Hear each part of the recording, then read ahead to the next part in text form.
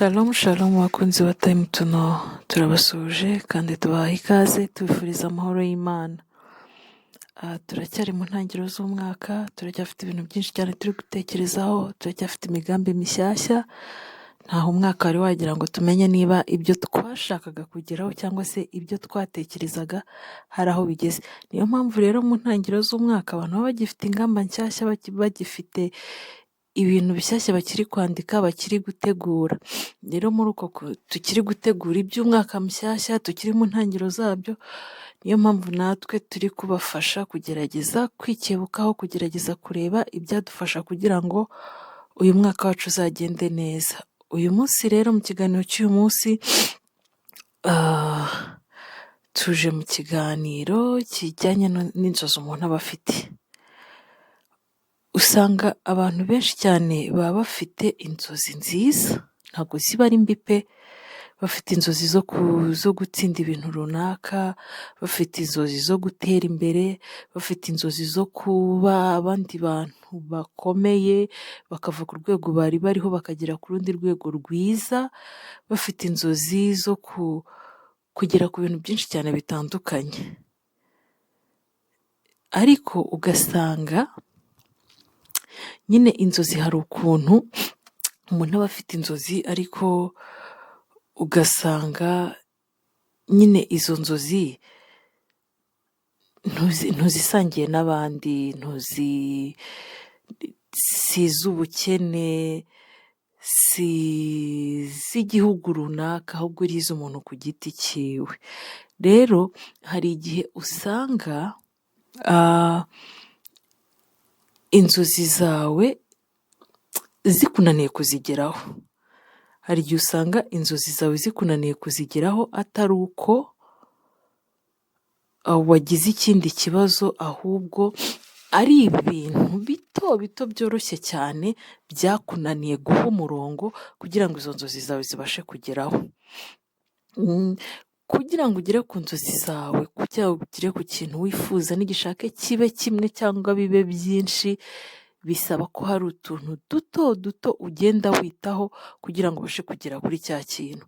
Ntabwo wenda niba ushaka gufungura iduka rikomeye cyangwa se kuba umucuruzi ukomeye, ntabwo ukwiye kwita gusa ku byo uzarangura, n'aho uzacururiza, n'abantu bazakugana, n'amafaranga bazaguha, n'ibiciro uzacuruzaho, ahubwo hari ibindi bintu uba ukwiye kubanza kwitaho bito bito kugira ngo bizagufashe kugera kuri bwa bucuruzi bwawe bwiza. Kugira ngo niba ushaka gucuruza ukaba umucuruzi ukomeye, uzabashe kugira hari utuntu duto duto bigenda bigufasha. Rero uyu munsi tugiye kuganira ku bintu 10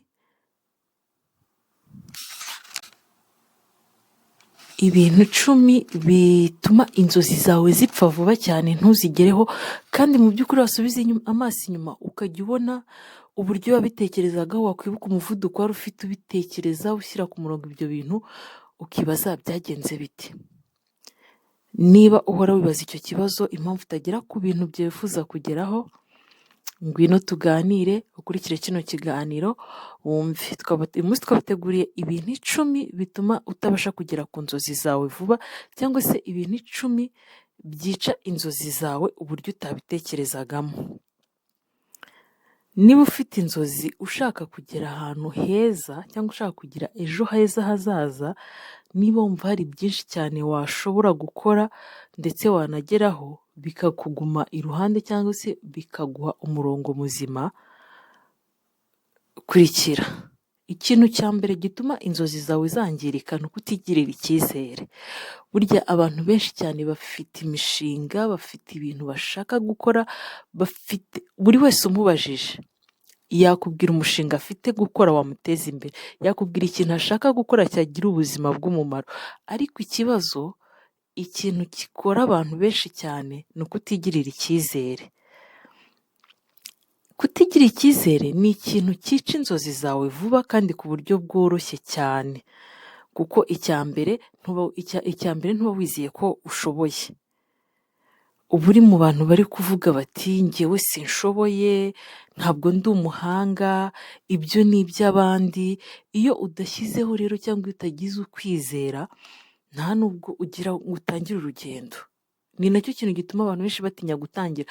Kubera iki? Nta cyizere umuntu aba yifitiye. Ntabwo umuntu atinya gutangira kubera ko yabuze igishoro, ntabwo umuntu atinya gutangira kubera ko yabuze inzira atangiramo, ahubwo abantu benshi cyane batinya gutangira kubera yuko nta cyizere bifitiye.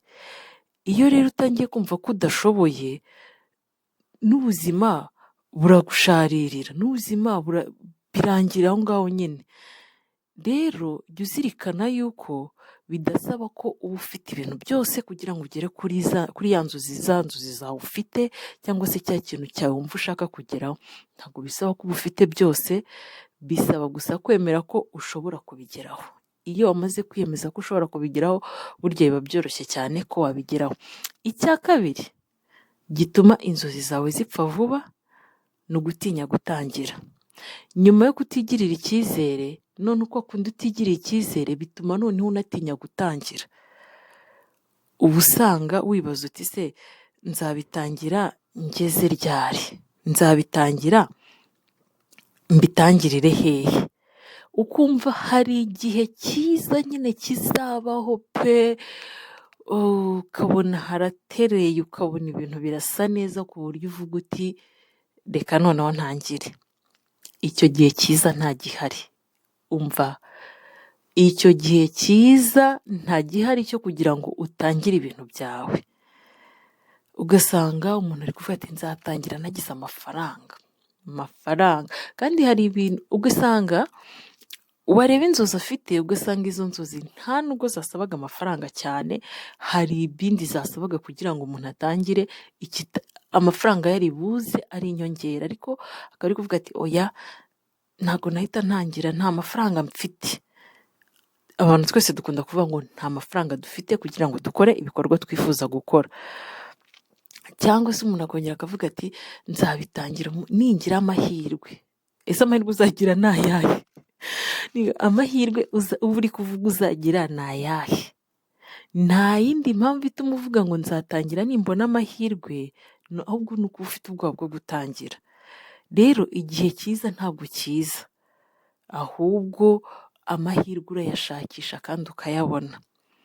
Inzozi ahantu zipfira muri uko gutinya kwawe, ni ugutegereza, ni ugutinza ibintu byawe, ni uguhora ubisubika buri munsi. Iyo ukomeza utegereza ikintu runaka kubera ko watinya, ukavuga ati reka ntegereze wenda hari igihe cyiza kizagera, ugakomeza ubitinzatinza, ugakomeza ubisubika. Uyu munsi wari ugiye gutangira, wari ugize akanyabugabo, ariko urongera urabisubitse, birangira imyaka ibaye imyaka n'indi ikaza kubera yuko watinze gutangira.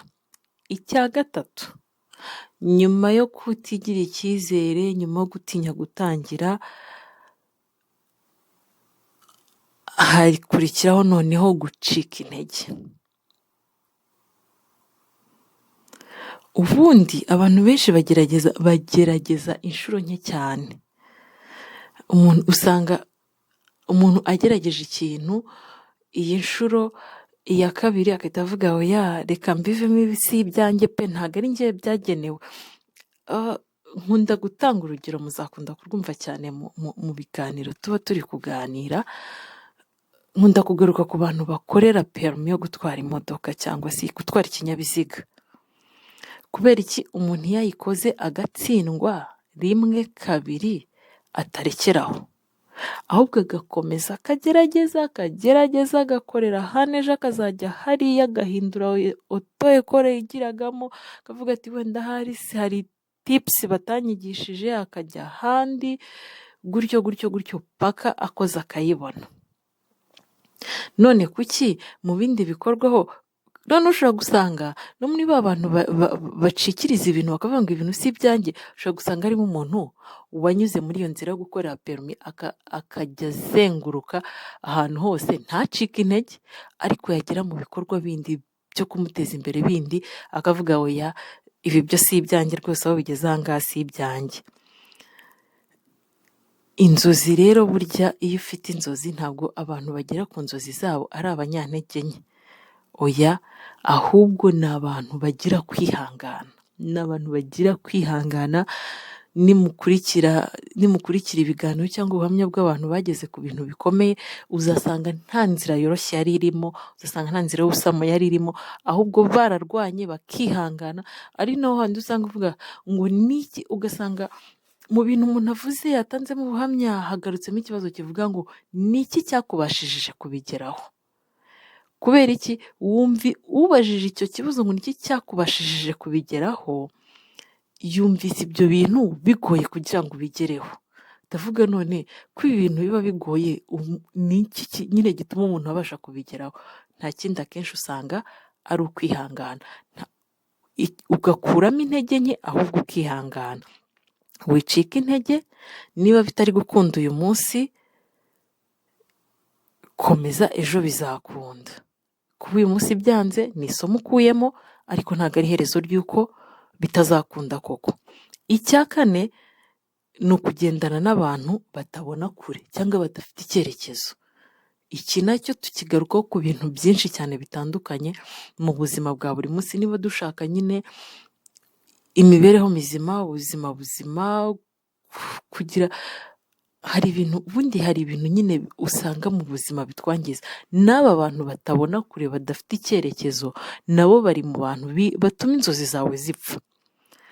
Niba muri abo bantu batabona icyerekezo cyangwa se batabona kure aho ariho, usanga harimo abo tuba tuvuga. Ntabwo ari ukuvuga ngo hari igihe nyine uvuga umuntu agahita yumva ni abantu mu buryo bw'ubushobozi, bafite ubushobozi bw'ibifatika. Oya, ahubwo ba bantu muri kumwe ariko uzabwira inzozi ufite bakaguseka, abo burya ntago baba babona kure, ntago baba babona kure yawe. Ba bandi uzabwira bakakubwira ati reka da, urimo urapfusha igihe ubusa, ubwo si ibyo urabona wabikora ukabishobora? Ba runaka se urabona batarabikoze bikanga? Hari undi muntu nzi uherutse kubikora ariko nawe byaranze. Uwo muntu burya ntago aba abona kure.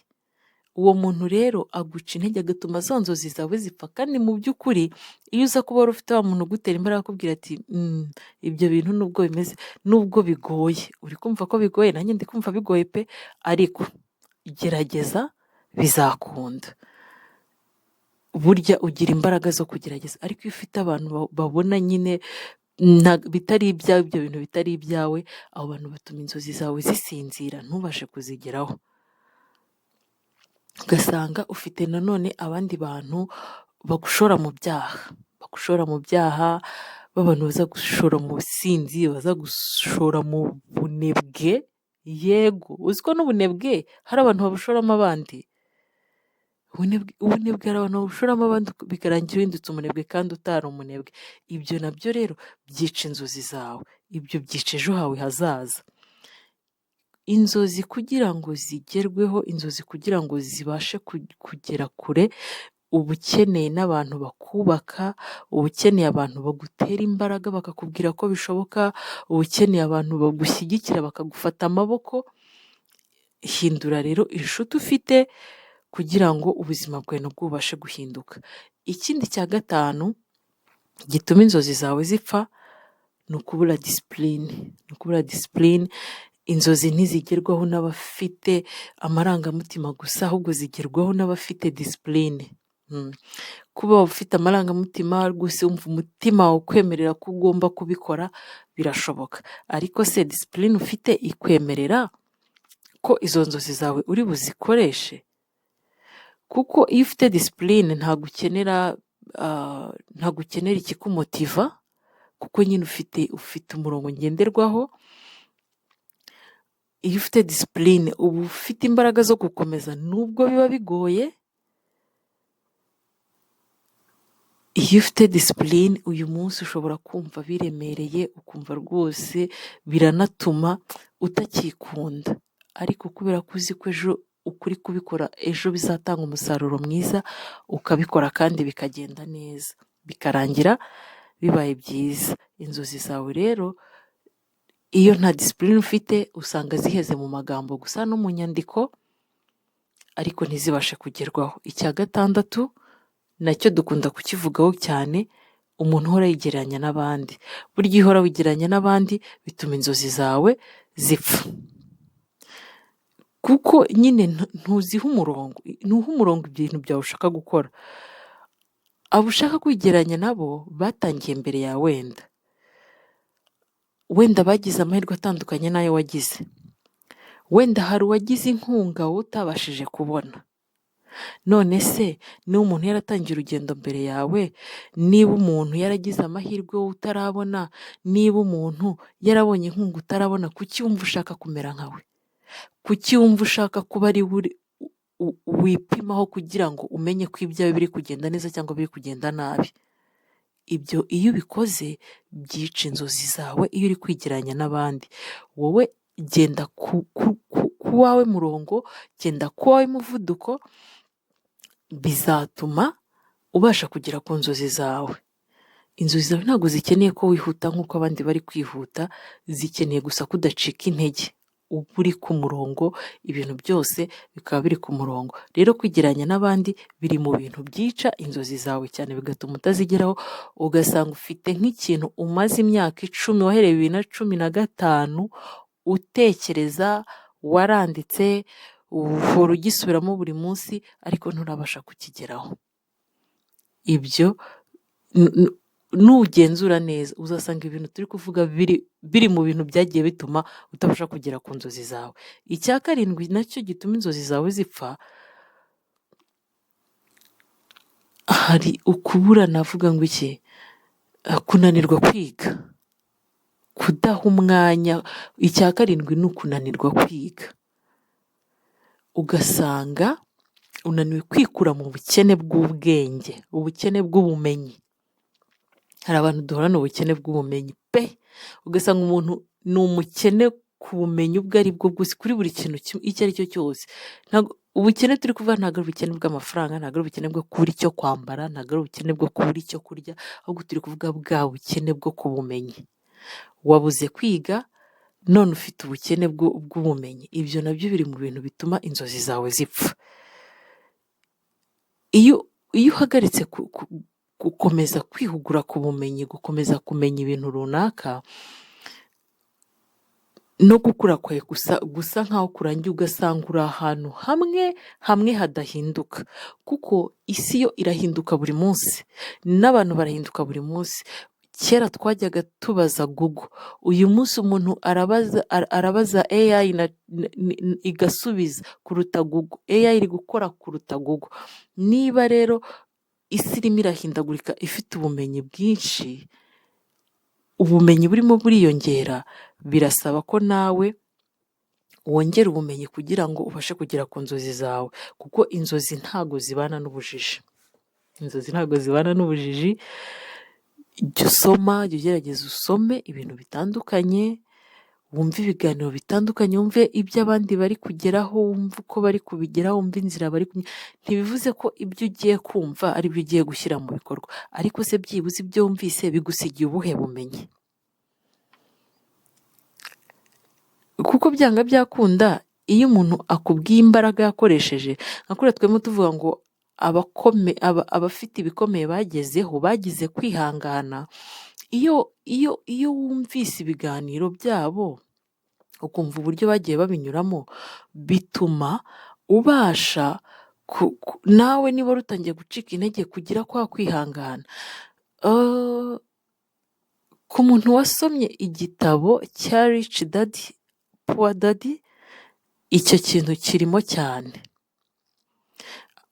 Umwana w'umuhungu wari urimo yegereye wari ufite papa we yise Poor Dad, kandi yari umunyabwenge, yari yarize, yari afite ibyo yakoraga.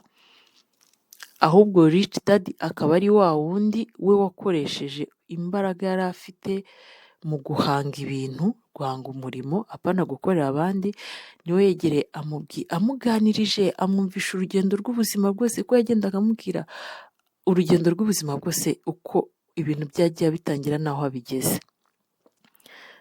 rero bisaba kugira ngo ushakishe ubumenyi, umenye uko ibintu bikorwa, umenye uko abantu bakora ibintu bitandukanye, nubwo abantu baba bari gukora ibintu bitandukanye n'ibyawe, ariko se iyo bahuye n'ingorane mu nzira babigenza bate? Barataruka, basubira inyuma, barahatana kugira ngo izo ngorane bazikure mu nzira, bigenda biti? Iyo ufite ubumenyi biba ari moteri yo kugera ku nzozi zawe.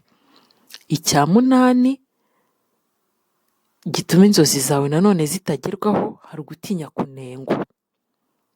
Ibi mwari mubizi? Uzi ko hari igihe umuntu atinya gukora ikintu ngo abantu batamunenga, ukavuga ese abantu bazavuga ngo iki? Abantu bazanseka, abantu bazanenga. N'urugero, niba wenda wari ufite akazi gakomeye, umwanya ukomeye, ariko ugahorana inzozi zo kuvuga ngo nzajya kwikorera kugira ngo mbashe kubaka ubuzima bufite umurongo, ibintu nzanasigira n'abana wenda bitari ka kazi k'abandi, kuko akazi k'abandi ko ninkavamo hazajya munsimbura, noneho ukajya uvuga ayiwe ubuse ninkareka abantu ntibazanseka, noneho ibaze ndakaretse wenda ndashaka wenda gufungura shop icuruza imyenda, ni urugero. Mvuye mu kazi keza kampembaga neza, kanyishyuraga assurance, kampaga byose, none ngiye kujya gucuruza imyenda, gusa abantu ntibazanseka. Icyo gihe usanga nyine byishe za nzozi zawe. Mu by'ukuri inzozi wari ufite zari nziza zo kujya kwikorera ikintu nk'umurongo, kikazakubyara umusaruro, ukazagikuza ukazagisigira n'abazagukomokaho, ariko kubera ko watinye ko abantu bari buguseke ukabihagarika. Iyo rero uha agaciro amagambo y'abantu, abo bantu ni nabo uragize ejo hawe. Ni ukuvuga ngo nibo baba bagiye kugena ejo hawe hazaza, kuko iteka ryose uzahora utegereje icyo bavuga, cyangwa se wirinda icyo bavuga kugira ngo utagira icyo ugera, kugira ngo nyine ba bantu batazaguseka. Wiragize abantu rero ejo hawe hazaza, ahubwo ejo hawe hari mu biganza byawe, ntabwo ari mu biganza by'abandi. Niyo mpamvu udakwiye kwita ku byo abandi bantu barimo baravuga. Wibuke ko abantu bari kuguseka uyu munsi, cyangwa se nutangira abantu bazaguseka, ejo numara kugera kuri wowe, uko za nzozi zawe wazubatse, ufite ukuntu wazitekereje, wazubatse, ubona n'umusaruro wabyo icyo bizabyara. Umunsi uzaba wabigezeho, ba bantu utangira bagusekaga nibo bazaza kugushimira, bakubwire bati wow, bravo, uri umuntu w'umugabo, ibi bintu ukuntu wabishyizemo imbaraga, waduha imbaraga nk'izawe, waduha gutekereza nkawe, kandi utangira baragusekaga. Rero uyu munsi baraguseka, ariko we komeza urugendo rwawe, kugira ngo, kuko nukomeza kwita ku magambo yabo, inzozi zawe zirapfa. Gutinya amagambo y'abantu ni kimwe mu byica inzozi zawe. Icya 9, kudategura no kutagira intego. Inzozi ufite ibintu ushaka kugeraho, ariko utaha umurongo ngenderwaho, biba bimeze nko gufata ubwato ugatereka mu nyanja ngo nibugende budafite icyerekezo bugiyemo. Ubwo bwato burageze, burakomeza buzenguruke mu nyanja, kuko ntaho buzi bugiye, cyangwa buzagende buhingukire ku mwaro utandukanye n'uwo bwagakwiye kuba buri kujyaho. Inzozi zawe ziha umurongo, numara kuziha umurongo zizagerwaho. Ariko iyo utateguye, cyangwa se iyo utafashe ngo inzozi zawe uzihe intego, byanga byakunda zirapfa. Shyiraho intego zanditse, shyiraho igihe ntarengwa, ntiwipase muremure, ahubwo kuko nanone hari igihe usanga umuntu ashyizeho igihe ntarengwa, ariko agashyiraho igihe gito cyane, ugasanga cya gihe gitoya ushyizeho ntago bikunze. Ni urugero ugiye mu bucuruzi, wowe uravuze uti amezi 3 ubucuruzi ntangiye ngomba kuzaba nabonye inyungu, buzaba bwatangiye kunyishyurira ubukode bw'inzu, ubucuruzi buzaba bwatangiye kwishyura ubukode bw'inzu nkoreramo, buzaba bwishyura imisoro, buzaba bwishyura amashuri y'abana mu mezi 3. Ariko wirengagije ko ubwo bucuruzi ugiye gukora abantu ntibasanzwe babukuzimo. Aho ugiye gukorera abantu ntibasanzwe babuhamenyereye. Icya mbere, abakiriya bagomba kukumenya, bakakumenyera. Niba hari n'ahandi bahahiraga, ibitekerezo byabo bikaza kuri wowe. Ibyo ntibizafata umunsi umwe, bizafata igihe kirekire kuko ukeneye kubikora marketing. Ahantu ukora hakeneye kumenyerwa, abantu bakahamenyera. Rero iyo ubikoze nyine ukavuga ati wenda ni intego y'amezi 3 yo kugira ngo bibe byagenze gutya na gutya, ubucuruzi bwanjye bube bwamaze kunguka, bube bwatangiye kunyishyura inzu, bwatangiye kwishyura minervari z'abana, icyo gihe niho iyo amezi 3 ashira ukabona ntibikunda, ugahita utangira gucika intege. Rero igihe ibintu bifite igihe ntarengwa, ariko nacyo gifite umurongo. Ikindi, intambwe nto ariko zifatika. Iyo udafite uburyo bufatika cyangwa intambwe zifatika ugenderaho, byica inzozi zawe. Rero iyo utagennye aho ujya, iteka ryose ujya aho utashakaga, cyangwa se ugera n'aho utashakaga kugera. Bitewe n'iki? Ntabwo wigeze ujya n'aho ushaka kujya. Icya 10 ari nacyo cya nyuma, abantu benshi, ikintu cyica inzozi z'abantu benshi ni ukudatinya guhinduka. Abantu benshi usanga baguma aho bari kubera gutinya guhinduka. Ugasanga umuntu afite ubwoba bwo guhinduka, gutinya kuva mu byo wari umenyereye gukora, arirwo rwa rugero kare twatanze rwo kuba wasezera akazi, gutinya kugerageza ibishya, gutinya guhindura imitekerereze. Ibyo byose biri mu bintu byica inzozi zawe.